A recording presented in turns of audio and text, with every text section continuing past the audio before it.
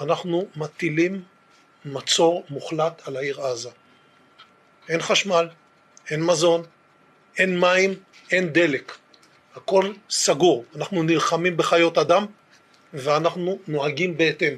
I mean, this is again part of this whole campaign of dehumanization of Palestinians. I mean, it doesn't get any more blatant than that by calling people human animals, right? And we've seen this rhetoric coming out of like Defense Minister Gallant and the highest levels of Israeli government.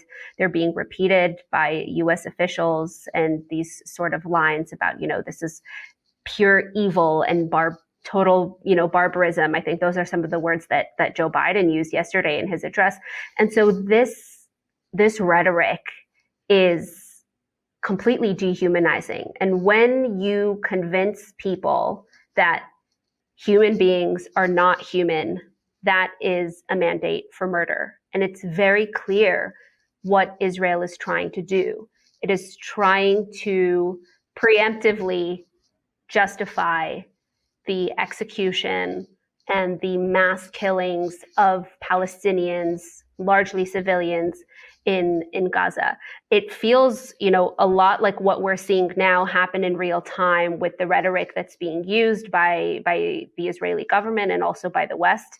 Feels a lot like when Americans were being sold the Iraq War, and back in the 90s, the allegations about Saddam Hussein, taking babies out of incubators and leaving them on the floor to die and using that as an excuse to go in and invade Iraq. So it's crazy to me that, we've studied how America lied to the American population to justify the war in Iraq. And now we're seeing the same tactics being used in this case. And I think it's just very, very clear what is happening here.